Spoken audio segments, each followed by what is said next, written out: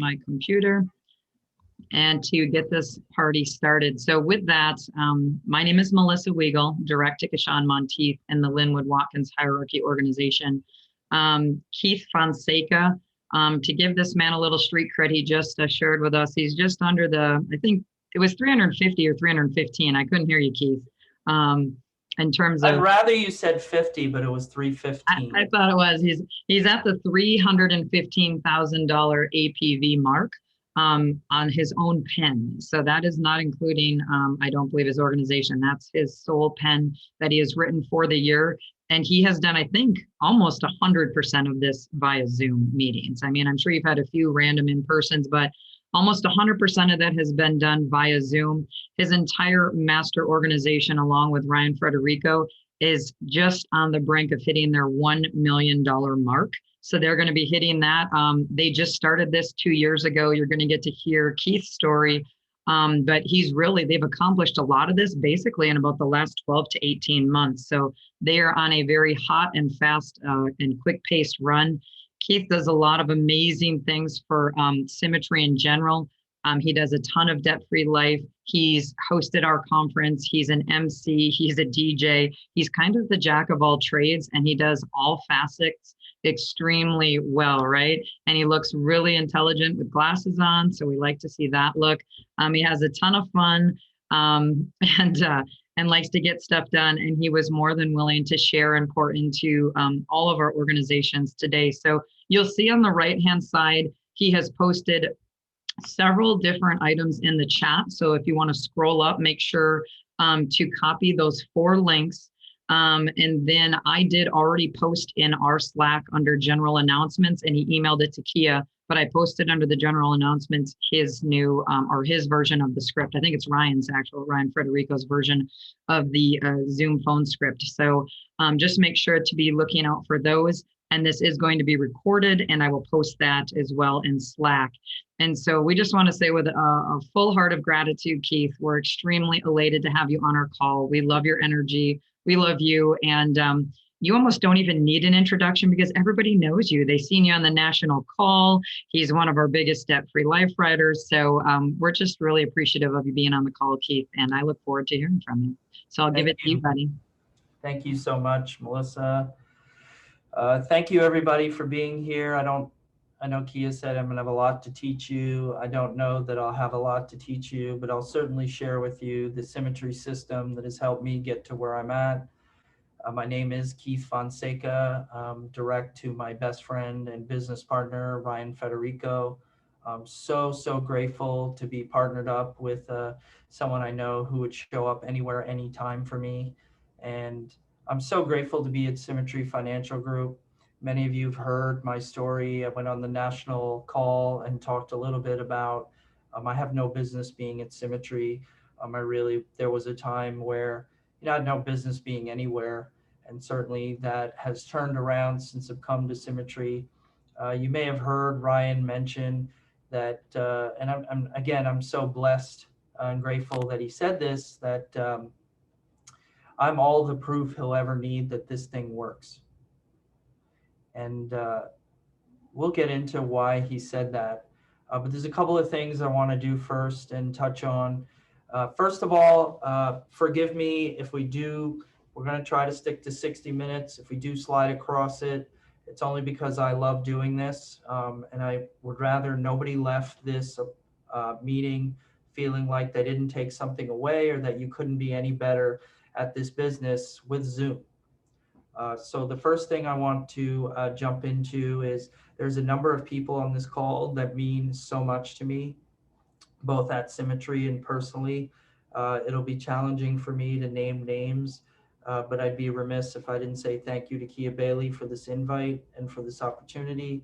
To Melissa Wiegel, I just said this, I'll say this proudly.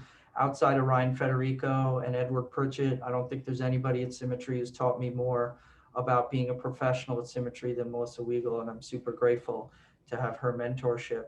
I love Mark Hamelman dearly. I will say that publicly in front of all of you. He's one of my very best friends in this world, and I've gotten to know a number of you in this organization. I was grateful to be a part of raising $5,000 for the Make-A-Wish Foundation, right? I'm, part of many agencies and organizations and hierarchies, and none of them, well, that's not true. We went and golfed in Pennsylvania and we raised about 10,000.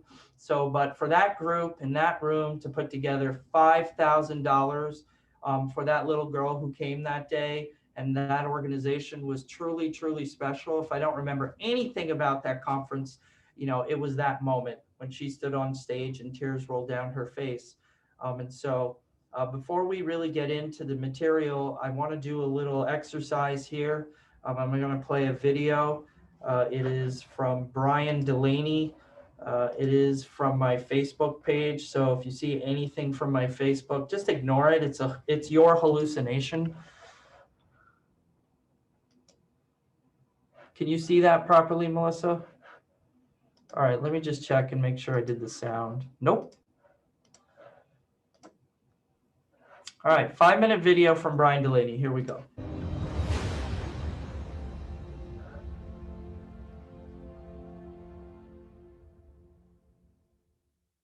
Okay, so let's talk about what we do and why the numbers we're about to talk about are important. Who in here has recently heard from a family you've called a lead within the last month where the person who sent in the lead or the person's spouse who sent in the lead has passed away, right? There's, about 50% of the room, a little bit less than that. That's why we do what we do. We're not in the business of preventing death. We're in the business of planning for it and helping people who haven't saved for it get into a really great position where they can appropriately grieve for their family rather than thinking about the finances. Okay? The question we answer is, what are you going to be thinking about when your spouse passes away? Are you going to be thinking about the next bills that are coming up? When you're at that funeral, are you going to be thinking about bills? Are you going to be thinking about how am I going to make it? Are you going to be thinking about what the next thing that needs to come out? Or is your mind going to be on the finances, or is your mind going to be on celebrating this person's life that you've loved so well and that has been with you for so long? Right, this life partner, because we never take away the pain, but we can take care of the financial fear. And that's what we help people do on a regular basis. We help people do that by simply not looking at our leads as leads. We look at them as families who have asked for help. These are pleas from people, pleading for us to be able to get in front of them, to have the courage, to not look to them for the confidence that we're doing a good job, but to walk in knowing there is not a single person they could sit with who's going to think about their family, who's going to care more about them, or complete the commitments that we made to those families. Nobody's going to be able to do that better than me, right? And that's why we get paid well for what we do, is because we don't need other people to tell us we're doing a good job. We walk in with the confidence that I can help this family. I'm going to help them in a way that's going to be significant and impactful. And when they call me, I'm going to be there. And that's a problem in the industry, is that for as many people have insurance policies, they don't have an advocate to go along with those policies, because that advocate is out of business, because the average income is $35,000 a year and the average lifespan of an agent is about 10 to 11 months. So those people who are making the promises of, I will help you when this time comes, they are unable to complete those promises because they're busy taking care of their family. That's the problem that SFG is here and set up to solve. We want to look at how to help people be profitable and grow leadership teams in a $1 trillion industry in order to share the wealth of opportunity. And that every single dollar of APV is related to a dollar plus of value that we get to add to these families. And we have to know that when we get in the home and not be thinking about our bank accounts and be thinking about this family, their financial future, and what it can look like now that we're here, right? How we can reimagine that with them while we're there, right? And to me, there is nothing that's more valuable than that. Being able to help people have these conversations, emotionally support them through these conversations, not in order to get a sale, but in order to help them protect their family the exact way they would have wanted to and what they qualify for when they sent in the form. So that's what we get to do. And if you lose that passion, I promise you, you will be powerless on the phone. That is one thing that I know. You will be powerless on the phone because you will hesitate. You will hesitate I talked about Tori and I a little while ago going into a furniture store, right? First thing we do when we go up to a furniture piece we like, we knock on it. Why do we knock on it? To see if it's real, right? And sometimes when we're on the phone, the client goes like this, and we panic. Because we didn't understand that they only do that to pieces of furniture, to things that they like and appreciate, and they're just trying to figure out if they can trust it, right? And so don't let your fear turn something that is solid into something that is hollow, right? So when we're talking about APV today, that's what we're really talking about. We're not talking about commissions paid. Commissions get paid when we add value. No question about that. That's how this industry works, right? We're not talking about the commissions we're going to get paid. We're talking about the value that we add first and the inevitable great result that happens for us second after it happens for the families first.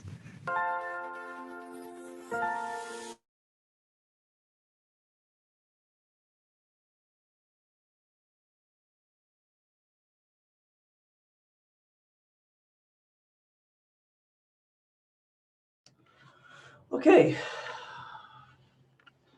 Anybody feeling a little moved by what they just heard and saw? When was the last time we asked ourselves, why am I doing this? Why am I doing this? Why do I put myself through what is the apparent torture of dialing and getting rejected? Why do I meet with another family to help protect them when they just see me as a salesman, a salesperson, a saleswoman? They don't see why I'm really here. Put 2 hands up if you can hear me right now. I want to see all 3 screens. No, I didn't say raise the roof, Michelle Flanagan. I said put 2 hands up. If you could really hear, can you hear my heart beating? It's racing right now. Can you feel your own? Like, just think about what Delaney's talking about.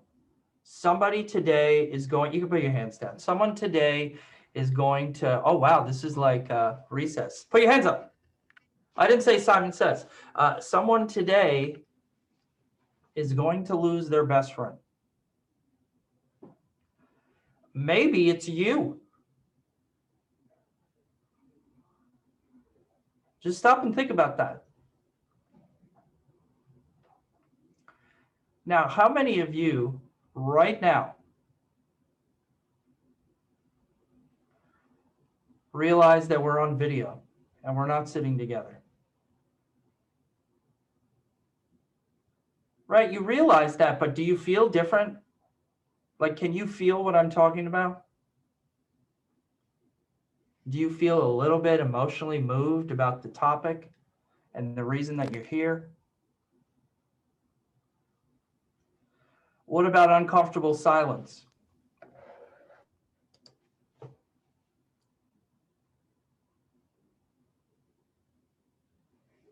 What normally happens when there's uncomfortable silence? We start to reflect. We start to think. We start to feel. Why do I bring this up, right? There are a number of us on this call that do not like to feel. And yet, you are in a feelings business. This is 100% an emotional sale. And anybody that I have ever known that attempted to create a purchase over video about mortgage protection, right? And Melissa mentioned debt-free life. And let me tell you, debt-free life is about 45% of my business, not all of it. But anybody who's tried to create an opportunity for someone to buy over video without feelings might as well, and you may not like hearing this, go to Select a Quote. Just go to Select a Quote. When I start an appointment and someone tells me I'm here for quotes, I tell them, well, that's not why I'm here. I apologize. You probably should have gone to Google and Google life insurance prices. I tell them that. Here is why most people have trouble on the phone and why most people have trouble in Zoom. And Brian Delaney said it. He said it. He said, when they knock, what's the knock? I didn't fill that card out. What's the knock? Oh, I don't have time for this. Right? What's really the knock? Most people respond in fear. I don't know if you expected to come to this training to talk about fear, but this is really 100% about fear. And that's what I had to learn in my journey. So, Kia asked me to share a little bit about my journey because there are a number of you who are probably not going to make it in this business. And that's sad and disappointing. And the reason you won't make it in this business is because you're going to make the one mistake that people make at Symmetry Financial Group. You're going to quit. And I sat in a Zoom meeting one time with Edward Pritchett, who said, if you quit, you're a dummy. I was like, what did he just say to people? He's like, you own a business. You have a franchise. We have a recipe and it works. So if you quit, you're a dummy.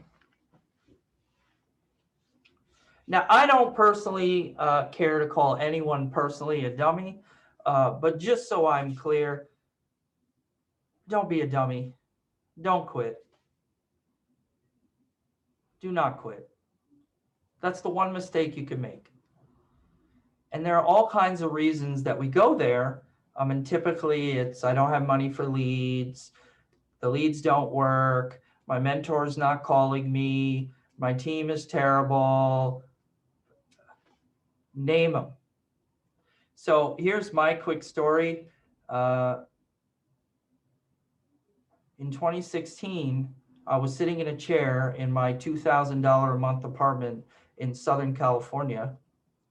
And I was doing design for construction for outdoor remodel. I was selling that. It was my third month in, and I was salesman of the month. I had written about $300,000 in construction business, made about 30 grand, and they were naming me salesman of the month on August 5th, 2016.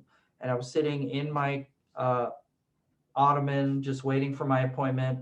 And my younger brother called me, and he was screaming and he was yelling, I don't know what to do. I don't know what to do. So I started talking him through CPR and 1 and 2 and 3 and 4. Usually when I do this exercise and I tell this story, I start to cry because I go right back to that moment where my younger brother passed away on the phone 3,000 miles away from where I was sitting. And I heard the police come in and pronounce him gone.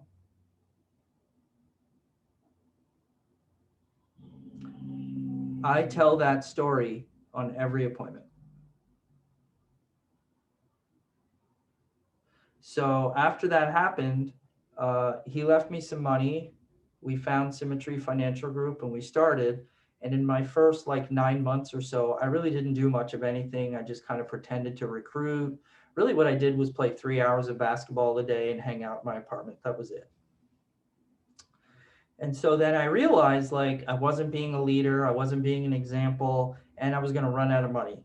So I started going into the field, but I didn't really believe in what I was doing. And remind me, Melissa, I have an audio from SoundCloud that I need to upload to the group. It's of Carlton Lear talking about the two things that eliminate people, that force people to quit in this business. Well, there's one thing, it's insecurity. This is why Symmetry focuses so much, and sorry if I jump around, that's just kind of my head. It's insecurity. This is why Symmetry focuses so much on personal development, right? It's because insecurity is born of two things, a lack of confidence and a lack of belief.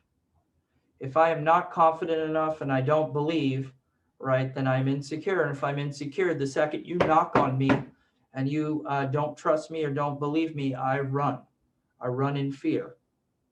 Because now all of a sudden you're going to figure out that I'm insecure, and I don't like feeling this way. I also don't like the fact that you have now exposed me.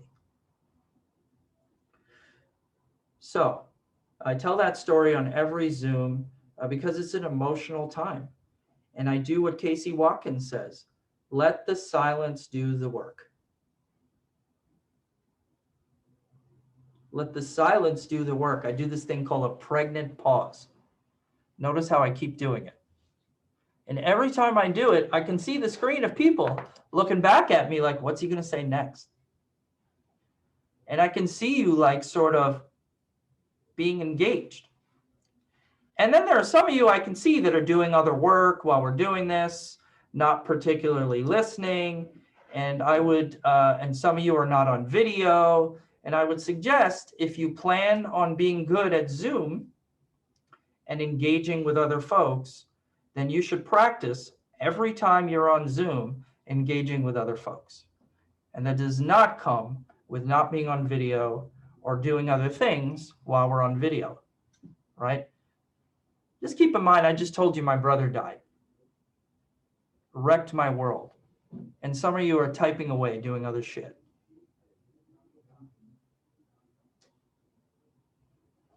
Anybody feel what I just said? Okay, this is how you have success over Zoom. They have to feel you. They have to feel like you're sitting there with them. It is so important. So to continue my story, I got to keep an eye on the clock because I'll just go for 4 hours here. To continue my story, 3 months I went in the field and I just kept getting rejected. No one would buy from me. And finally, Ryan said to me, no, excuse me, I stopped at a CVS. I was crying.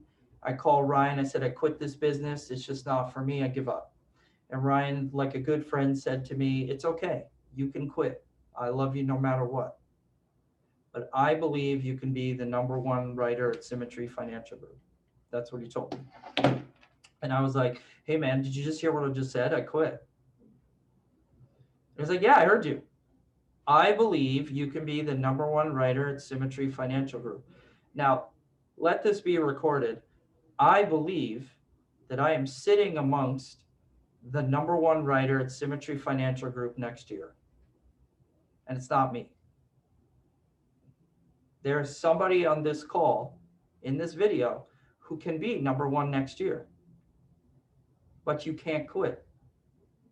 Because if you quit, that will definitely never happen. So how did this transformation take place, right? It was a series of input from folks, different trainings, but realistically, I had to make a decision on was I going to go 100% all in. Now, what does that mean, right? A lot of you are sort of looking at me and thinking, I am 100% all in, dude. Right? I've sold my pets, right? I've auctioned myself off to go paint other people's house. You know, what else can I really do? There's nothing you can do financially, monetarily, or physically to change how you come off in a Zoom appointment. It only comes from here and here. So if you have a pen, write this down. I do not listen with my ears. I listen with my heart.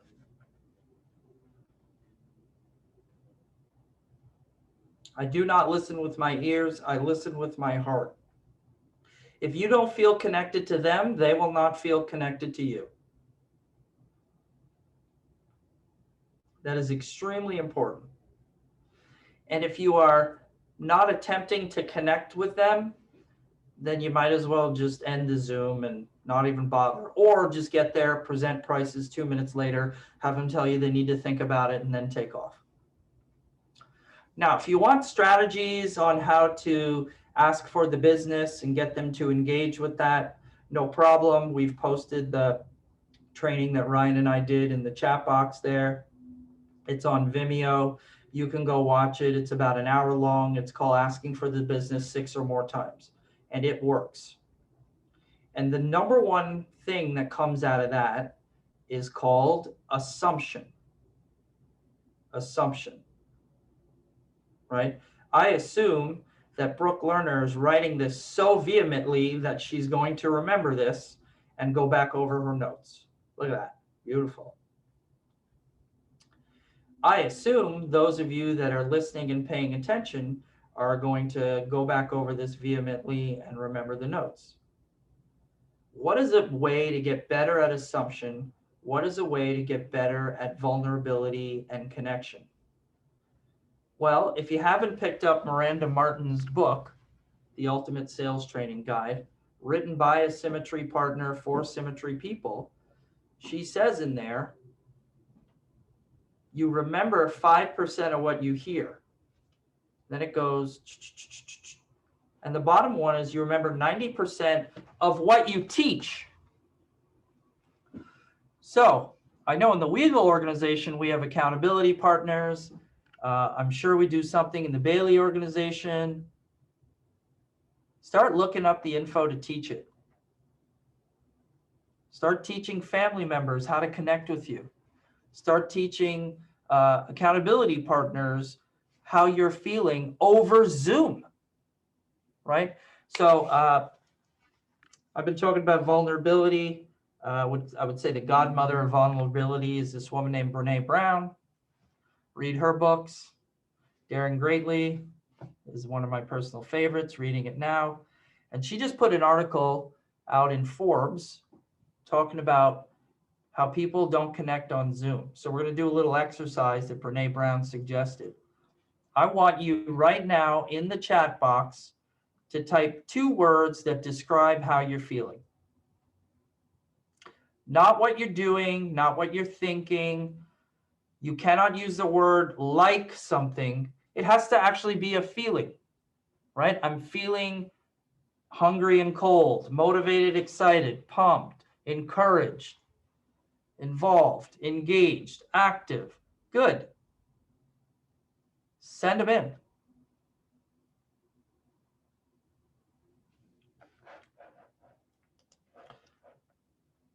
Okay, here's my next question as they come in.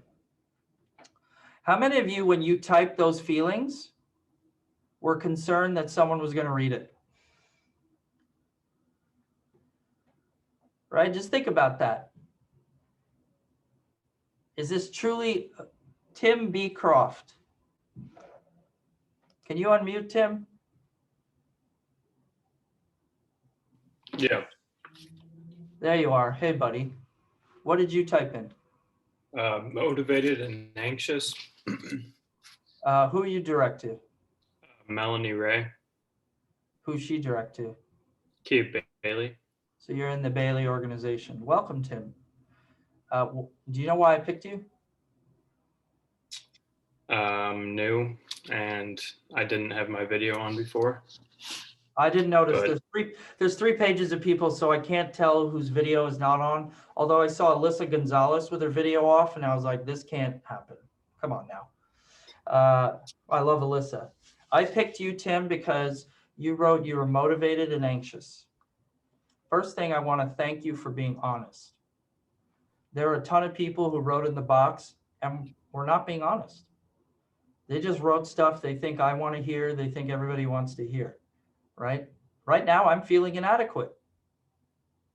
I don't know how this training is going. I don't know what effect it's having on people, but I'm honest and vulnerable enough to tell all 71 of you that I feel inadequate. And it's okay. Why are you feeling anxious, Tim? This is my first week. I just bought leads. And I guess I'm just anxious to set appointments. Okay. What do you think is going to happen with that set of leads? I think I'm going to try and learn from it. I'm going to fail. Definitely not going to be perfect at it first. It's definitely going to be something I've got to work at. I can sense your trepidation, and I can appreciate it because I was definitely there. There are days that I'm still there. Why are you doing this, Tim? to provide a better living for myself and my girlfriend. Why is that important to you? I mean, just kind of need it going forward to create a better lifestyle, to better myself as a person, provide a better life for my future family. That's amazing, Tim. Nothing could be more noble than that. You know that, right?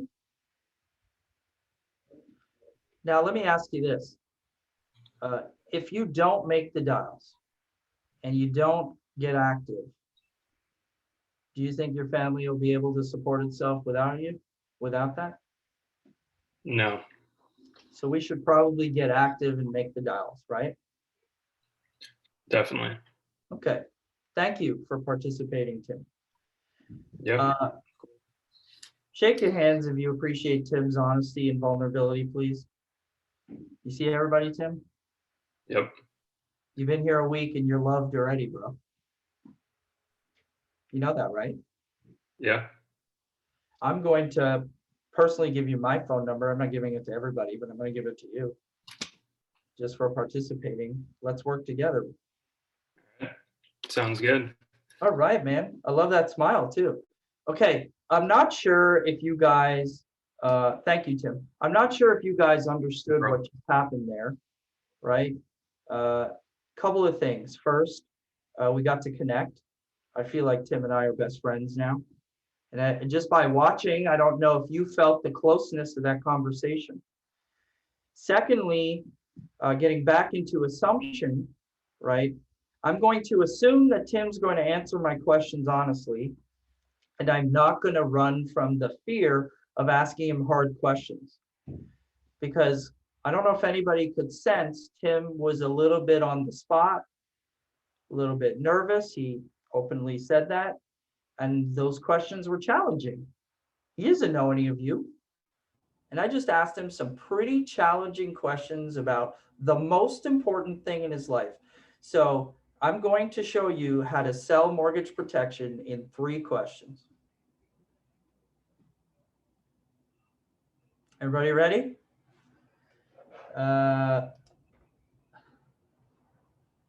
Let's pick someone I don't know here. Jessica, how do you say your last name? Dosher? Dasher.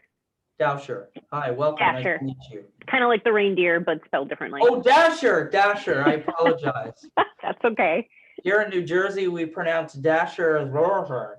Anyways, who are you direct to? Kia Bailey. Kia Bailey. Perfect.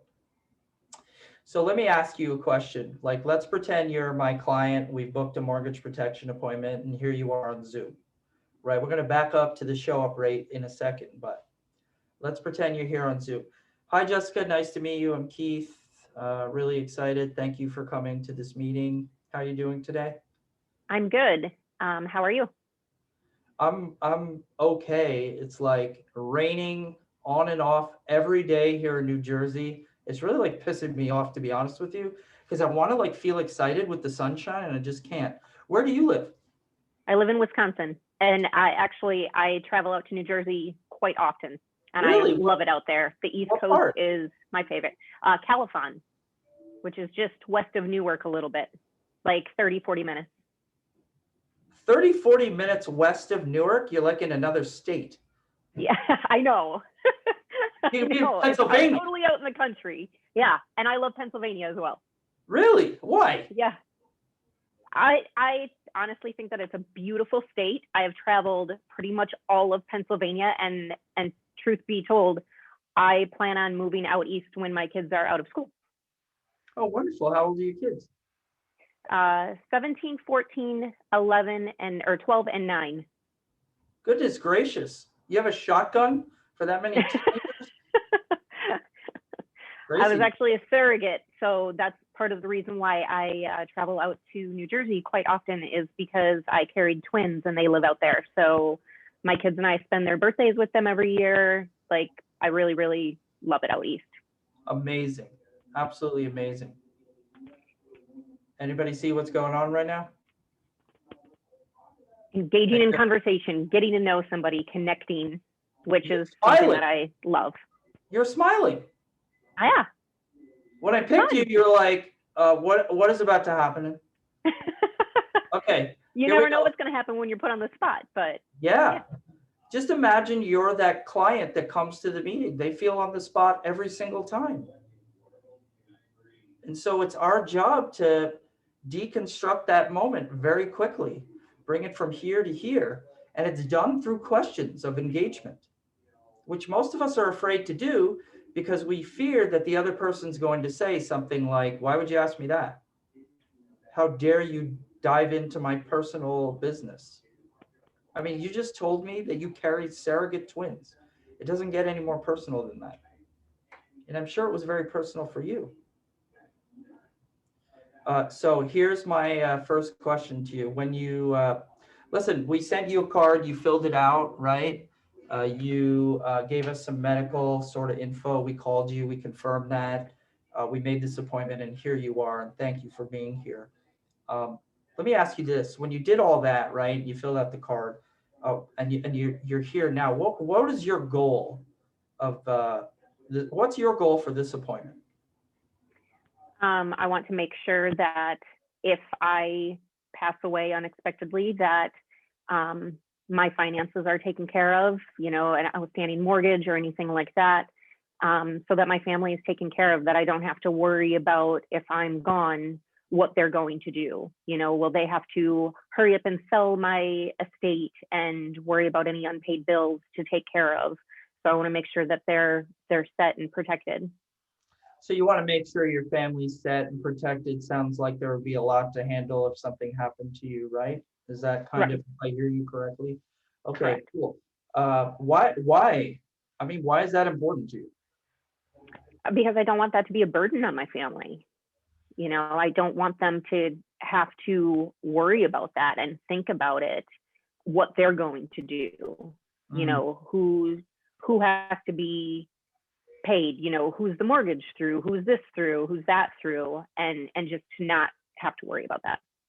Yeah, sounds like you don't want that burden placed on people you love, right? So Right. does that kind of mean if you don't put some protection in place, this is going to be a huge burden on them? If you should pass away or become permanently and totally disabled, like there would be a major burden on them? Absolutely. I mean, I have 4 kids and I'm divorced, and you know, who's going to help with that? Right. So we should probably put some protection in place today, shouldn't we? Absolutely. Do we just sell you a policy? Yes. 3 questions. What brought you here, right? What's your goal? Why is that important to you? And if you don't do this, will this really suck for them? And then my assumptive statement of, so we should probably put something in place today, shouldn't we? Now, if she said no, my follow-up is, well, hold on. Why not? Right? We just kind of came to the agreement that it's really important to you to protect your family. Notice I use the word burden over and over. That was her word, not mine. I'm listening, right? I'm picking out that word, burden, burden, burden. I'm putting it back in her court. Most people will say yes, right there. Some people on the first question will very practically say, I'm here for quotes. I'm here to get education. Here's how my reaction differs in that moment. It doesn't. It shouldn't. If I'm assumptive that we are writing an application today, and I'm looking at you and I'm speaking to you like we're writing an application today, and I'm expecting you to pick something that's going to work for you, why would I change?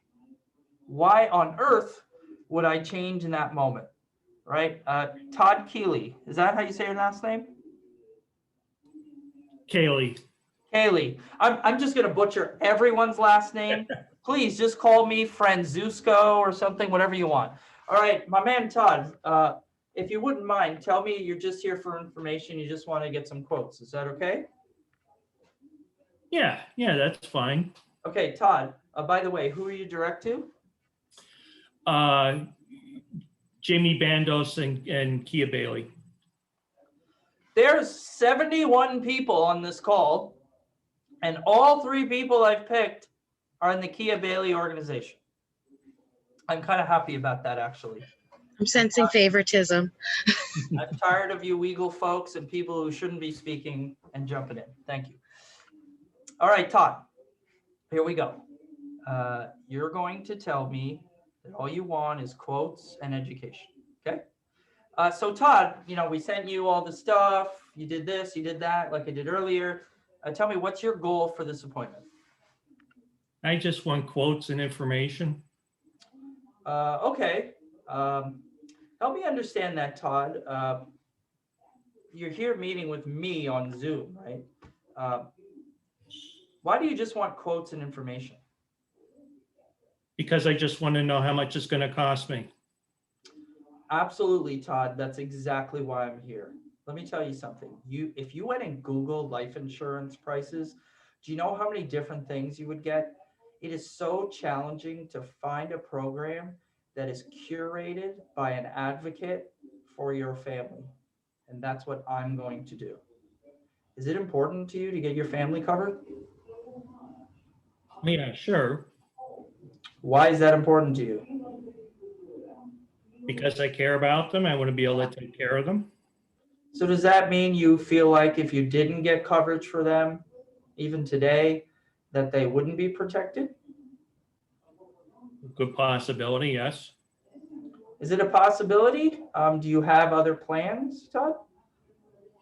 No, not at this point, I don't. Okay, so you probably need coverage for them. Yeah, Yeah, so we should probably get something in place today, shouldn't we? might be a good idea. I mean, look, this is practice, right? We're role playing here, but my appointments are no different than this. If they don't want to buy, they're going to tell you in the first 5 minutes. And if I can't ask them, why aren't you buying today? I am afraid. And fear kills everything. Fear kills everything. All right, second video. Oh, wow, we're at 12:15. I actually wanted to field questions, but whoops, let me just get this right.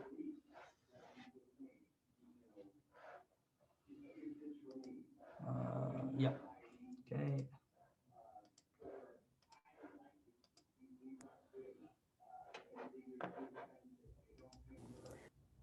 You've got to have no goals. Now, by that I don't mean not to have goals. We all know how important it is to set goals. Goal setting has been drummed into us. We get that, right? I'm talking about the type of goals that we set. Traditionally, most people set what we call yes goals. Goals for the number of yeses you're going to hear. How many people will say yes to your presentation? How many people, or how much will they buy? How many units? How many dollars? Those are all the results of people saying yes. Matter of fact, most reports that you have in your work are all yes reports, aren't they? It's all the stuff that happened because of yes. No goals are setting goals specifically for the number of times that you intend to hear people say no to you. And you might think, well, geez, it doesn't make sense. Yes is what I want. Yes is the destination. No is how you get there. The problem with just having yes goals is this. Take a copier salesperson, classic example. His goal is to sell 2 copiers, okay, for the week. Got to get 2 leases. Goes out on Monday morning, makes the first call. Person says yes. Makes the second call. Person says yes. By noon on Monday, he has 2 sales. What do you think is going to happen to the rest of that week? He's going to golf. He's going to lay by the pool. He's going to do paperwork. He's going to clean the garage. He's going to do a lot of things. He's going to cut out early on Friday for a 3-day weekend. He's going to do a lot of things, but I'll tell you what he isn't going to do. He isn't going to keep hearing no, and he isn't going to get past 2 copiers. Because he had a yes goal of 2, that anytime we tend to hit our yes goal, we tend to slow down or stop. We start with the idea that the goal is to get to this number. When we get there, we say, great, goal accomplished. But if you were setting no goals instead, goals, specific goals for the number of times people are going to say no to you, let's take that same copier salesperson.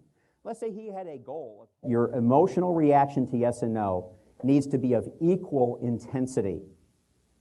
In other words, most of us have this tendency that when we hear no, we get all upset and we get all deflated, and it throws us for a loop.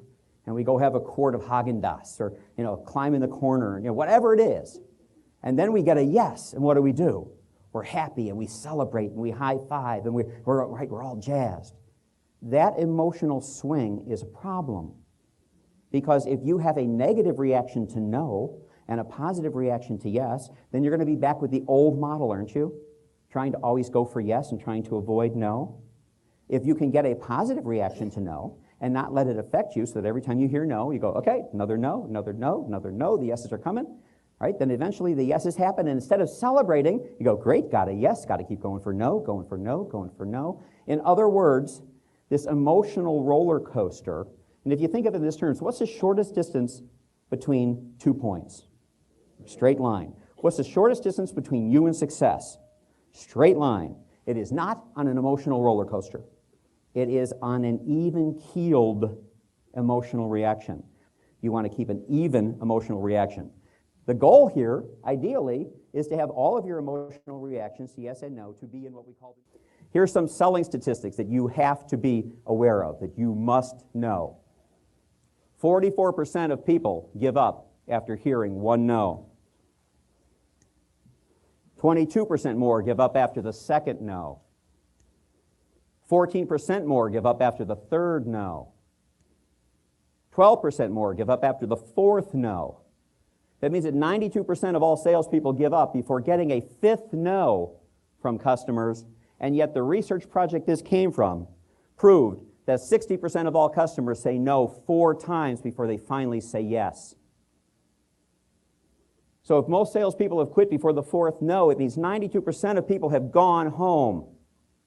You want to get in the top 8% within your industry? Learn to start getting 5 or more no's from your customers.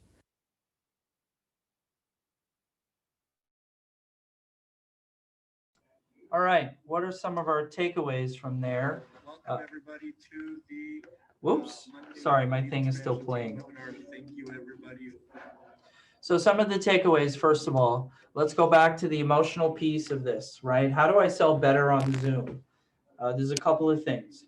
Number one, make more appointments, right? We know that the no-show rate, I never use the word people use because I take this stuff seriously. It's like a Z and it rhymes with porched. I think it's stupid. When I hear that word, it reinforces. Who's the first person to hear the things I have to say? It's me. So if I talk about how Zoom is hard, it's going to be hard. If anybody on this training and this gathering tells me I can't do Zoom appointments, I'm better in the home, then I'm going to agree with you. And you should just get off this training right now. Right now. Because if you believe it, they'll believe it. And if you believe it, it's true. And every time they say no, if you think that's a statement on you as a person, get off this training now. Maybe leave Symmetry. Because this is a business of rejection. And I will find the video that my friend Ryan did where he talked about this business specifically will amplify your emotions. If you're feeling, and he just said it, if you're feeling excited, you'll feel 100 times more excited. How many of you have walked into a home or got on a Zoom, thought they weren't going to buy, then wrote them for $300 a month and was like, holy crap, I just made a few $1,000s, and then wanted to throw a party. Like, I'm the greatest thing since sliced bread. Oh, by the way, that happened to me yesterday. Lady wasn't buying. She had more money than God. And I was just like, look, you can do this and have this much more. She's like, you're very smart. Yes, I am. You should do this. Okay, I'll do it. Bang, done. It was 216, 2,500 APV. And I meet with her on Wednesday to talk about the 200 grand she has in savings for debt-free life. The cure is more appointments. That's part of my story. When I kept getting rejected, every time I got rejected, I would just say to myself, the cure is more appointments. Tony Capistrano, who wrote $600,000 on his own pen, said this in a training that I was at. The difference between me and you is not that I'm smart. I'm kind of an idiot. The difference between me and you is I focus on the people who want insurance and you focus on the people who don't. Because we're all busy sitting around getting upset, kicking ourselves about the people who don't buy. I'm not going to say the word, but in New Jersey, we would spell that F-U-G-G-E-M and move on. Just move on. We spend too much of our emotional time worrying about the people who say no. And if you haven't read the book, Go for No, you can listen to the whole thing in like 90 minutes, right? It's all about how many times they're going to say no before they say yes. And can I survive all of those times? Now, how do I survive that, right? It's that emotional piece that when they say, I want quotes, I need to think about it, that I don't run. I don't run because I do the same process every time. Why can't you? Why can't you do the same process every time? Because the emotions tell you not to. Okay, I'm terrible with streaks at the gym. I'm terrible with streaks at eating healthy. And I work really hard to get into that momentum. But once I'm in that momentum, man, nothing can break it. Nothing can break it. So if you're doing your appointments the same way every time, nothing can stop it. No one can break it. One of my most favorite appointments was with this woman. And she was like, well, just give me the price. I said, ma'am, I don't know the price. How do I know the price? We haven't talked about your finances. We haven't talked about your medicals, although I do have some basic information. And on top of that, I don't know how much coverage you really need. People think they need more than they really need. And most times they just need mortgage protection for a number of payments. I always do this. There's full payoff, and then there's mortgage payments. And they go, what does that mean? I go, well, we customize a program for you that pays your mortgage for 12, 24, 36 months. So that when something happens, and it's going to happen, I say that on every appointment. I learned that from, her name is right on the top of me, it'll come to me, because her husband had a stroke. It's going to happen. When something happens, it's going to happen. I will be there for you. Did you hear Brian Delaney say that? I say that on every appointment. I will be there for you. I'll get on a plane and I'll be there. I mean, don't all of us, when we get rolling, make enough money that when we have a death claim, we can get on a damn plane and go see the client? So yeah, I will get on a plane and I will be, when something happens. My sister-in-law, my other brother, right? I have two brothers. One brother passed in 2016, started this business, named the agency after him. My other brother, on March 26th, I was sitting here in this office, sped home 30 minutes to find his wife dead. 2 times in my family this has happened, in the same house. You think we know about death and grieving? We wrote $25,000 in checks the next day. The next day. Bye, Michelle. Love you. Anyways.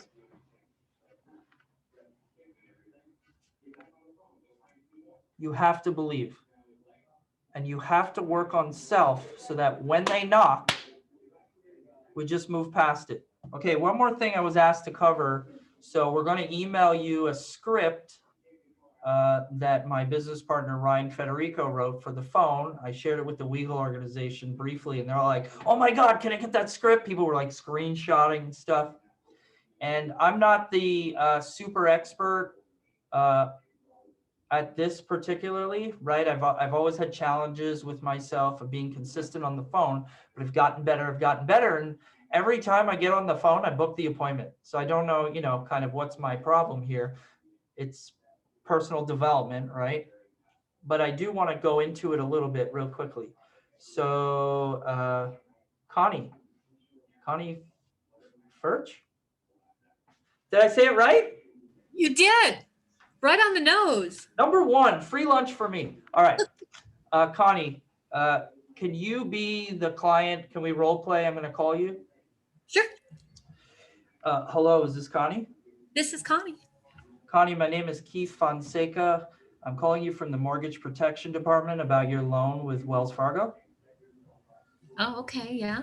Yeah, Connie, back when you closed on the most recent loan for $250,000, we'd sent you a letter regarding your mortgage protection options, which would pay off your mortgage if you got sick or if you died. I You remember. filled that letter out and mailed it back to us, and I'm the field underwriter who's been assigned to your case. I just need to confirm some information so I can get those options you requested out to you. Now, it says here that your date of birth is July 1st, 1984. Is that correct? Oh, I wish. No, that's wrong. Let's fix that. Okay, perfect. Have I got her hooked? Is she engaged? Are we on our way to an appointment? Yes, yes, yes. Okay, now if I'm dialing older leads, it's switched up a little, and it goes, I'll call you about your mortgage protection options, which would pay off your mortgage if you got sick or if you died.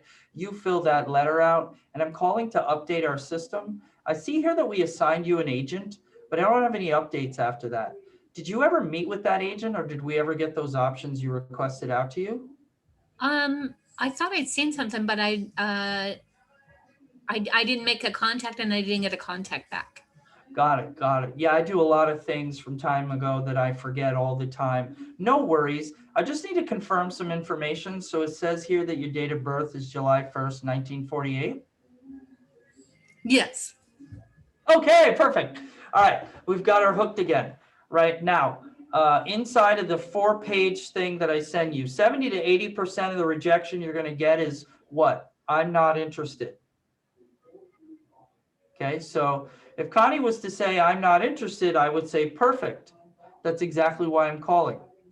Just so you stop getting these calls from me, let me ask you this. Are you no longer interested because you got coverage, or are you no longer interested because someone showed you prices and it costs too much? I actually seen prices and I think that it costs too much. Perfect. And now I roll into the cost too much rebuttal. I gave her 2 options and she picked one, and I roll right into the other rebuttal. It is that simple, and I've emailed them out to you. Some of you remember a training that took place on Thursday. It was Grant and Elijah, and Grant had mentioned that he had booked 41 appointments that week, and that the show rate for all those appointments was, I don't know, like 80%. It was Ryan's script that he used. Okay, so now you have it. Can you tell that I know that opening? Can you tell I say it with conviction? I'm not letting her, you tried to distract me, Connie. I'm not going to let it happen. Stay right on point. The second we open them to distract us is the second it goes off point. Now, there's a really great video from Rex Knight Jr. I should post it. It's on my phone. I think it's on my Vimeo, so I'll post it, where he says, let's see if I can do this real quick. I know we're almost out of time here. Okay, so this is the phone call, right? When you're booking an appointment. Starts here. And it ends with, okay, great. I'll see you on Zoom tomorrow at 4 p.m. Okay? Now I start with the first 10 seconds, which is I'm nailing the back when you closed on the most recent loan for $200,000. We sent you a mortgage. We sent you information about mortgage protection options, which would pay off your mortgage if you got sick or if you died. You fill that letter out and mail it back to us, and I'm the field underwriter who's been assigned to your case. Now, right here, I want that your date of birth is, right? That's the best script. Now Connie goes, well, actually, you know what? I wasn't sure what it was about, and I just thought I should get more information. I have 2 choices. One is the best script. That's exactly why I'm calling. So just to confirm your date of birth is, or let me give you more information about mortgage protection. It would pay off your house if you got sick or if you died. And it's a really great program. And you know what? My brother had it and it helped my family. And I think you should have it too. Well, I don't know if this is now Connie. I don't know if I need it. My husband did this and he was in the military. Oh my goodness, I love the military. Where did he serve in the military? Where are we now? How in the world can I expect to get from there back over here? I can't. Anytime I come off this line, I got to get back on the line of confirming your information Normally we would meet with you in person, but the insurance carriers have lightened up. And so now we're doing a screen share. Have you ever done a screen share before? And I ask them right here, I ask them the same question every time. Do you have an iPhone or an Android? And I would tell you that 95% say one of the two. Because guess what? Both of those, they could do a video chat on. Do you have an iPhone or an Android? And as soon as they answer, I go, okay, great. Have you heard of Zoom? Because we're going to do a Zoom meeting. And if we're having challenges getting on the Zoom, at least I can meet with you face to face on your cell phone. Bang, bang. All right, it's 12:32. We're over time. I could keep going. Somebody give me direction. Should I field questions? What do you want? Yeah, so we have, I mean, I don't have any other Zooms on this until noon, so we have 30 minutes. I do personally, but yeah, anybody who wants to stay on and ask questions, as long as Mr. Fonseca is available, I'm sure he will do so. I agree. I think this is too good to pass up, and you're talking to a guy who closed 300,000 over Zoom. So I gotta believe that people have questions. So is that where you want to go, Keith, or is there anything else you'd like to share? No, let's go with questions, role play. One of the more famous lines that I have before I get the first question is, we did it on a national call. I don't know where this came out of my mouth and now people use it. I just want quotes, right? And I'll say to the person, okay, great. What are quotes in a drawer going to do for your family when someone passes away? Nothing, but a policy will help you. I will help you. Let's get a policy, not quotes. I like that. And Keith, if you don't mind too, because I know people heard it, but you said there's a part in there, the last thing that I just said, this is recorded. I loved your verbiage. I'm going to go back to this and find it. You know what I'm talking about?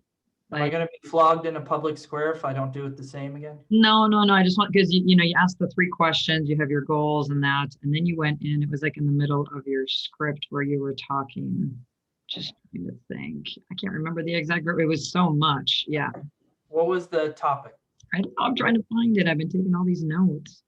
Melissa, if I can help you out, it was the 3 questions. Were you talking about the 3 questions that he asks people? He said, okay, guys, this is the 3 questions you asked to get your sale. And then you started listing them in the chat. Is that what you're talking about? No, because then it was the next part after that. It was like when he was talking. Yeah. So when I was talking to Todd.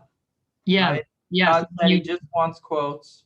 Curating. Okay, yeah, the great. curating word, that was when you said like whatever that verbiage was, it was like a paragraph long, but it was like perfect. You could go on to Google. I may not do it the same. I know, right? it doesn't matter. But Mastered and owned it, but you can go on to Google and Google life insurance quotes, and you're going to get a whole bunch of stuff. Actually, it's kind of confusing if you ask me. Or we're here, you're meeting with me. How about I curate for you a plan that's going to help your family, because we don't even know how much insurance you need. And as an advocate for you, it's my job to be able to figure out and find out something that makes sense for you and is affordable.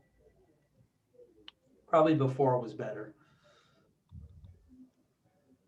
No, I'm just, yeah, no. And then, so how about I curate a plan for you and your family as an advocate?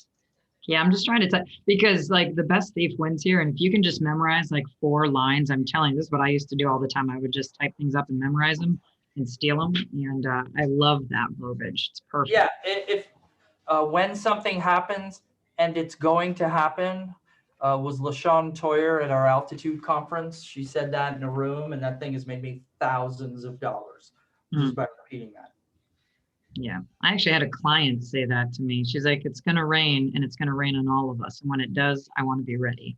So that's been my logo, is it's going to rain. I like it. Body language helps a lot in meetings, right? When I'm serious, I'm doing this. When I'm animated, I'm doing this. And there's a connection there. You know, who's within their first 30 days that has a question? Just unmute and ask it. First 30 days. We're too afraid to speak. The fear is there. Yeah. I know I've got a handful of people who have written business in their first 30 days. You guys don't be afraid to speak up. This is an excellent opportunity for you to have some questions answered. Either that or I'm just going to pick somebody.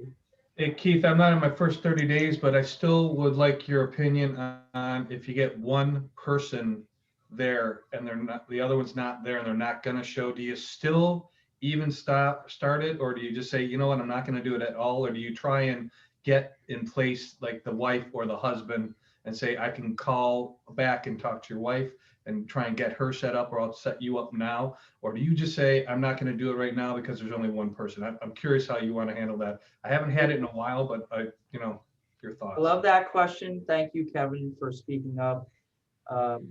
It was actually the story I started to tell earlier and stopped was the lady kept saying, what's the quote? What's the quote? And I kept going through my process, and then I got into financial fire drill. She's like, I'm not going to give you this information. I just want the damn quote. I said, ma'am, I'm probably not for you. And I hung up on her. So I can answer that fairly simply, right? By using the fear strategy, the no fear. So Kevin, let me ask you a question. I realize we're looking at mortgage protection and your wife's not here today. Tell me, is this important to her? Yeah, I think so. Okay, great. Is it important to her that you get some protection in place so she's covered? Definitely. So do you think like she's going to have an opinion about what we do, how much it costs, and whether you should do it or not? Yeah, I mean, I don't do anything without touching base with her.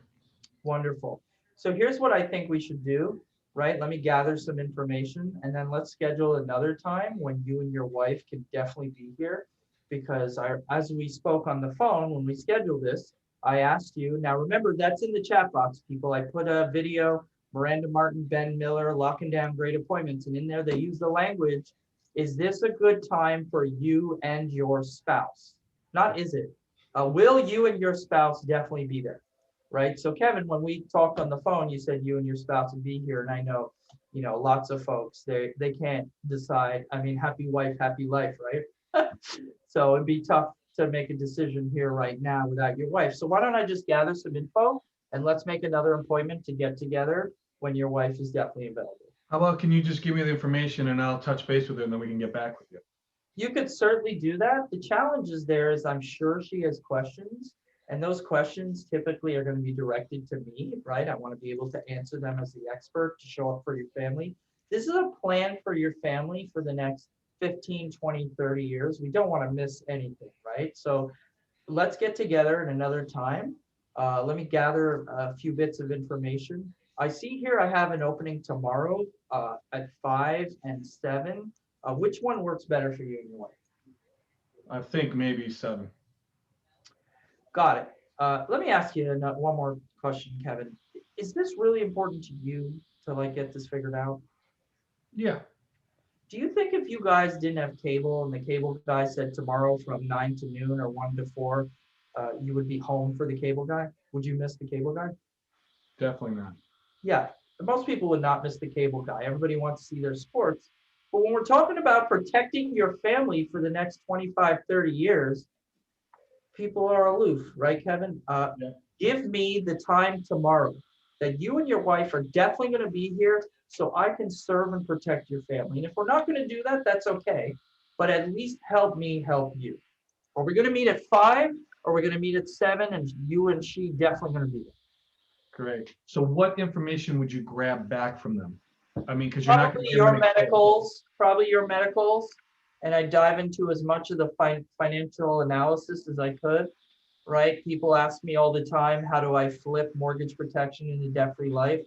Well, my financial analysis includes all the debt-free life questions. I just build it in. So you can get the financial fire drill out of the way, and that way you can kind of delve right into it if you get. Yeah, as much as possible.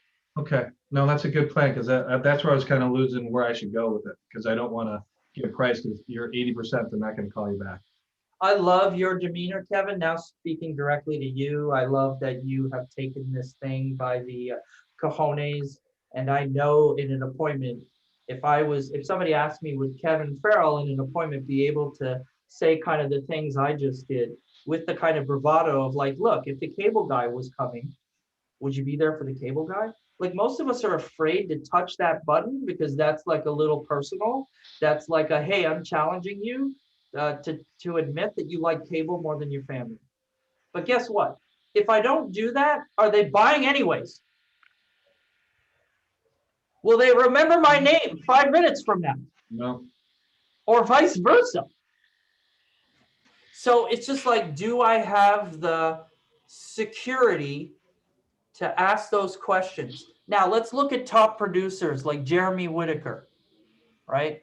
Like Rasim Tugber, like Nick and Patty Compatore. You've seen these guys on national calls, right? Let's go. Elijah's going to be on the call on Wednesday, right? Let me go down the names of people that have written 20, 30, 40, 50, right? In May, I wrote 60. In June, I wrote 60. And in July, I wrote 72.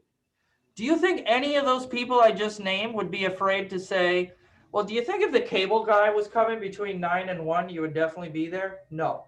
Watch the national call, right? Watch when Darren Stubbs is speaking like last Wednesday. If it looks like he has an ounce of fear of asking that question, and then ask yourself, who's holding me back? Is it the lead? Is it the client? Is it my mentor? Is it Symmetry? No, no, no, no. It's me. I got to tell you, I used one of your lines with Jim Russman on the line the other day. We had a client on and they said, you know, I got to talk to my financial advisor. And I flat out said, why the heck would you do that? I go, I've just talked to you for the last 30 minutes. I go, your financial advisor has no clue about life insurance. And Jim was on the line and I felt more confident with Jim on the line. And I remember what you told me. And then I just said, I've just done all of your shopping. You're not going to find a better price. I had my regional director on who said, you're not going to find a better price. So why do you need to go to a financial advisor that has done absolutely nothing for you? So why don't we just get this done now? And his husband looked at her, at the wife, and goes, yeah, he's right. Let's go. So I kind of, and Jim started laughing. He was texting me, he goes, perfect. You know, so I'm like going, it is, you say it, you're like, oh shit, I just said it. But then they're like, yeah, you're right. You know, and it is, since you've been telling me to do that, I've gotten 4,000 APV from 2 people that said they didn't want to do it. And I said, why? And it was select quote type of a line. I'm not select quote. I just researched it, and everything you've been saying is 100% true. And people just got to realize that. The first time you say it to someone, you're like, oh my God, they're going to hang up on me, or they're going to say, you know, screw you. But they don't. You're right. They go, oh shit, this guy just told me to shut up and do it, and you did it. You know, and it's because he's there to help me. I mean, what are people buying, right? First of all, Brian said it in that video I showed you, which you can find on Facebook under the Delaney Agency. They got a bunch of videos. But what did Brian said it? He said, I have to believe that I'm the best person for them, going to create the best policy, going to create the best coverage, and that nobody else is going to do that better than me because I care about them. If I don't believe that, I should not show up. So I learned this early on. Right after I kept going to sell, and I wasn't selling, I realized they're not buying insurance. They're buying me. They're buying my plan. They're buying my leadership. And if I'm not confident enough to present me, my plan, and my leadership, why the hell would they be confident in me? One thing you said is stop thinking about APV. And that's the same thing. Think about how you're helping them. If you're thinking about your dollar amount you just lost, you're never going to win it. And that's the mindset you told me about, and that's changed. Because when you go in like, here's a plan. If you go, oh, I missed 4,000 APV, you're not going to sell. Well, let's reverse it, right? I famously did a video last year where I went into a home, 73 and 70, and the 70-year-old woman was totally healthy, and the 73-year-old man had cancer, had cancer. So I was like, I'm not going to sell them anything today. And I rolled up because I wasn't like doing well, and I was like, if anybody knows me, I'm an emotional feeler. I'm an empath. I was like bawling my eyes out outside, and I'm like, all right, am I getting out of this car worrying about myself, or am I getting out of this car? Now I try to take that to Zoom every time, and I'll never be in a car for an appointment again. Plain and simple. I can see more people. I'm comfortable here in my office. I know I've been working on my background. It's super cool. It's very ultra colorful and all that. I walked in and I just said, leave myself in the car. By the way, these glasses are fake.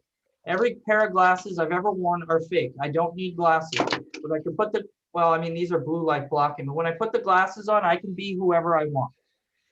I don't have to be the Keith that's feeling badly about the M&Ms he ate this morning. By the way, I did not eat M&Ms this morning. I just want to be clear about that. I have the diabetes, right?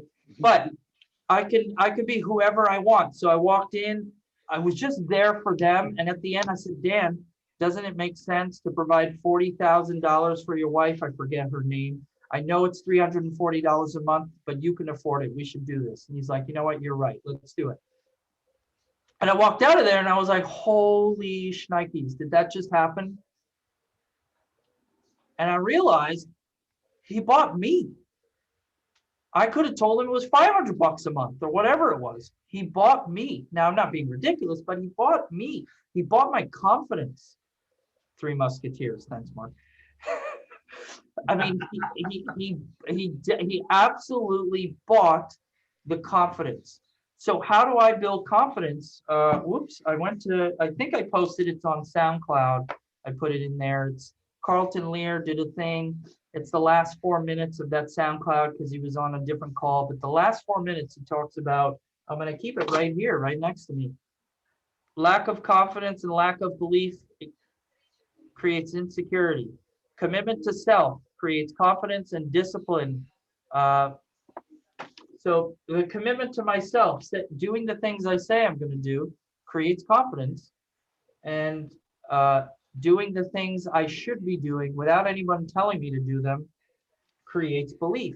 So this is what I'm saying about when it comes to like, there's all these reasons I'm not successful. And the only reason, which is a hard thing to hear, is myself.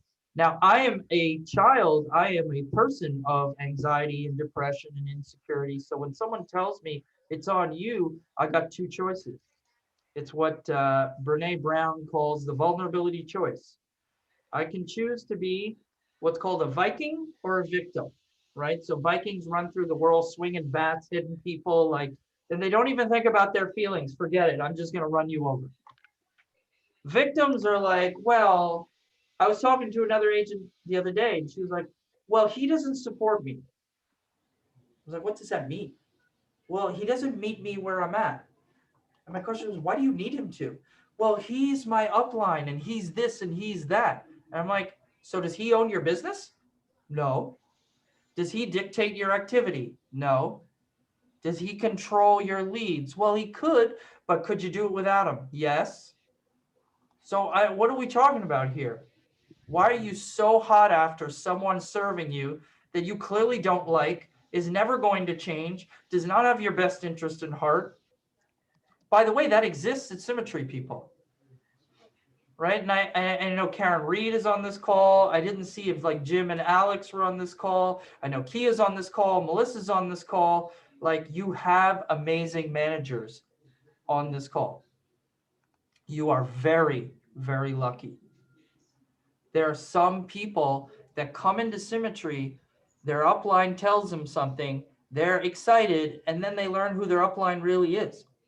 And they don't realize it doesn't matter. It does not matter. My upline never called Foresters for me. I called Foresters for about 100 hours to learn debt-free life. My upline never sold a policy for me. My upline never called underwriting for me. All he did was tell me where to go. I had to do it. Now I don't even have to ask him. So it doesn't matter. And you can see now in Kevin Farrell, which, by the way, if you watch that Closer's Corner thing, famously, you're going to see me screaming at Kevin. You see the confidence, right? Kevin, you're going to be the #1 writer at Symmetry Financial Group next year. I have no doubt. I'll make you a true believer. I already have a question. Yeah. So for you to write that type of business, just so that people understand that, you really have to manage your schedule. So how are you, if you're writing 10K a week and you might be doing more or less, what does that look like? How do you run your schedule? How many appointments are you booking? How are you booking? Are you booking same day, next day? Are you booking 48 hours away? Like, how are you actually managing it? Because I know a lot of new people on this call you know, they'll tell me that, oh, they couldn't see me till next week. It's a Zoom appointment. They couldn't see me, you know, till next Friday. And 9 times out of 10 they're going to no show, right? So how do you get people to book when you want them to book? How does that all, how do you do it? And how many appointments are you running to do that, those kind of numbers? First of all, take a look at my calendar. I have my meals programmed. Okay. So you book back to back, an hour apart? I book an hour long things. Mine never go an hour. They go 90 minutes, sometimes 2 hours. I become family. What happens when you run into another one? Do you just text the person and tell them, or yep, how does that work? Do the best to let them know we're running behind. Ninja Dialer allows you to pre-program emails and texts, so to let people know if you're in the waiting room, this and that. You know, a lot of, you know, people will no show, so then I can jump over. Look, the Symmetry system for Zoom, right? There have been a number of trainings on Zoom and how to get better, and it's all on sfglife.com, but it's booking 15 to 20 appointments a week, right? Closer to 20, because the show rate for Zoom is a little bit, see you, Kevin. The show rate for Zoom is a little bit different than the home, right? If I knock on their door and they forgot I was coming, I can still force my way to the table. But to get them onto Zoom sometimes is challenging. So 20 appointments a week is a good rate, right? I book same day. If I have to book next day, fine. But the data says that the show rate for same day is about 80%. Show rate for next day is about 50%. Show rate for 48 hours is about 20%. So if I'm booking a Zoom appointment 2 days from now, not going to happen. And JT, who was on this call that just ducked away, we had some talks about booking out, and I was taught this, take it away, right? Well, I can only meet Saturday. Well, ma'am, I got about 100 families to protect here in Burlington County. They're only allowing me to book later today or tomorrow. So I'm terribly sorry. Looks like we'll have to reach out to you the next time that we're in the area. Oh, no, I need to get this done. How about tomorrow? Go ahead, JT. What was that like when that happened? Actually, that was amazing. I was super uncomfortable saying that at first, and you told me to try it, and the very next chance that I did, I applied it, and immediately they stayed on the phone. I thought they were going to hang up right then, because I told the takeaway as far as taking away that appointment. You know, I'd love to call you back, but I can't. I'm seeing 14 people tomorrow, and I'm just not going to have the time to do it because I'm going to be giving everybody 100% of my attention. And as soon as I said that, they instantly said, okay, fine, I'll take a few minutes and answer your questions. Hi, Karen. Thanks for being here. Listen, here's what's interesting, right? I've been on the dial team for the Wiegel organization. Some of you guys are dialing with such weak tones and language. Just imagine how much stronger that group would be with conviction, right? I'm grateful and excited to get to know the Bailey organization and some of the folks that we've met here today, and to, you know, Tim, I meant what I said. Let me put my phone number here in the chat box for Tim only. Yeah, because sorry, this thing happened when like my name got on the leaderboards, and then like 3-4 people a day are calling me, and I can't say no. I have problems with that. And then all of a sudden my business goes up in smoke. It's the truth. It's happened. I've had, you ever had Melissa Wiegel yell at you about that? I certainly have. So here you go. There you go, Tim. That's my phone number. Yeah, I'm looking forward to meeting you guys, but this is about conviction and belief. And conviction and belief is not born of weak language. It's not born of weak tone. You feel that, bye, Brooke. You feel that, I don't know what Brooke's talking about, having spent time with me. You fill that letter out and send it back. And I'm the one who's been assigned to your case. So I just need to get this completed so we can get those options. You fill the letter out. I've been assigned to your case. Oh, Melissa Wiegel yelling at you. Got it. I would venture to guess 90% of the people on this call have been yelled at by Melissa Wiegel. So it's conviction, it's tone, it's belief. Look, I know we only have 4 more minutes. I want you to reflect on this the next time you make a dial. What would you do or say differently if when you hung up, the person they most loved died?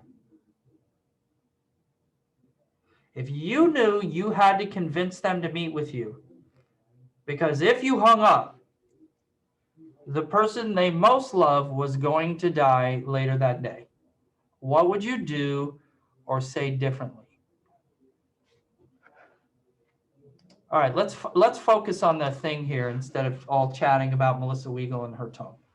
Let's focus. What would you do or say differently if when you hung up, that person they wanted to protect or them was going to die? Would you push?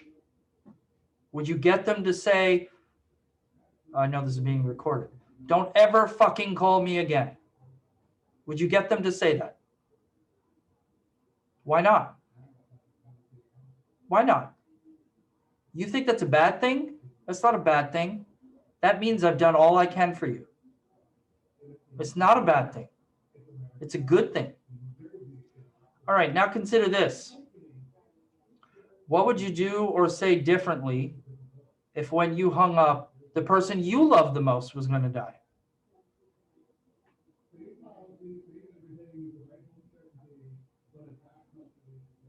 Now what would you do or say differently? How hard would you push? And could you hang up and feel okay that they rejected you with some pretty strong and terse language? And when was the last time a telemarketer called you and you got pissed off and didn't realize on the other side of that phone was someone making 12 bucks an hour, single mom, 3 kids, just looking to put food on the table, and you got pissed off at them? And guess what? People in India, there are single moms with 3 kids. So next time you get a person calling you from India and you're like, don't sell me shit, and you hang up, don't forget, you did the same thing that you don't like. Now, most of them sound like telemarketers. Hey, Melanie, how are you? This is so-and-so. In the couple of times we just did it in this thing, I didn't do that. It was like, hi, Kristen. This is Keith Fonseca calling from the Mortgage Protection Department about your loan with Wells Fargo. Back when you closed on the most recent loan for $200,000, we sent you a letter regarding your mortgage protection options, which could pay off your mortgage if you got sick or if you died. You filled that letter out and mailed it back to us, and I'm the field underwriter who's been assigned to your case. And I got a private request. Talk about your schedules like for same-day appointments. A call in the morning and a book in the afternoon. That's the Tim Penso organization does that. They taught me that. I'm in an office with them. I call from 9 to noon and I book them in the afternoon. If I didn't book enough, I keep dialing. Easy peasy. All right, Melissa, you said 1 o'clock noon Central. That is correct, sir. So any final wrap-ups that people may have or you yourself might have would be absolutely fantastic. But thank you, Keith. I mean, you've kept the attention of 50 individuals for an hour and a half. I can usually only manage to do that for like 7 minutes. So I appreciate your time and candor and your jokes and intelligence. But any final statements for Mr. Keith or vice versa, besides our extreme gratitude and appreciation? I just want to say thank you so much for sharing with all of us. We definitely appreciate your time. This was incredibly valuable. Thank you so much. Thank you. Thank you, Keith. I appreciate you and all you've done. And I know my team is very grateful. Absolutely. Keith, can you show that postcard again? I know Michelle Rocchio had a quick question about that. So if you don't mind holding up that postcard that you have that you were stating.